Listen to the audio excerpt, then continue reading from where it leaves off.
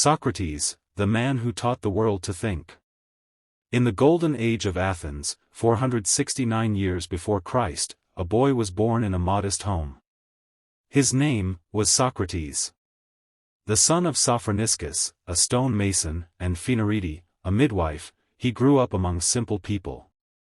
As a child, he was curious, restless, and always questioning. While other boys played with toys of wood and bronze, young Socrates would stand in the marketplace, asking merchants and travelers questions about life, justice, and the soul. His earliest teachers were not kings or nobles, but humble craftsmen and wise men of Athens. Later, he studied with the philosopher Archelaus, who taught him about nature, ethics, and the origins of the cosmos. But even then, Socrates was never satisfied with just answers, he wanted truth. Crates trained as a stone mason, following his father's craft. Yet, his heart longed for wisdom. He was fascinated by human behavior, morality, and the mysteries of the spirit. Instead of chasing wealth or power, he sought knowledge and virtue. He believed that the greatest study a man could undertake was the study of his own soul. He once said, "The unexamined life is not worth living." And so, in the busy streets of Athens, Socrates made the city his classroom. But questioning everything came with a price. He challenged generals, poets, and politicians, exposing their ignorance. Athens, at the time, was ruled by shifting powers. After the Peloponnesian War, democracy was fragile. Leaders feared anyone who could inspire the youth to think differently. And no one was more dangerous to the old order than Socrates. When democracy returned after the fall of the 30 tyrants, resentment against Socrates grew. His connection to men like Critias, one of the tyrants, gave his enemies the perfect excuse.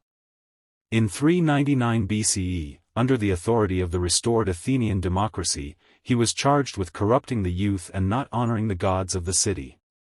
The assembly, ordinary citizens turned jurors, acted as kingmakers of fate. And they condemned him to death. At his trial, Socrates refused to beg. He declared boldly, "I will obey the gods rather than men. I shall never cease from the practice of philosophy." Given the chance to escape, he refused. For him, running away would betray his principles. He chose truth over survival. And so, the order was carried out. The democracy of Athens, the very city he loved, demanded his death. In his final moments, he sat with his students, including Plato. The cup of poison hemlock was handed to him. He drank it calmly, without fear.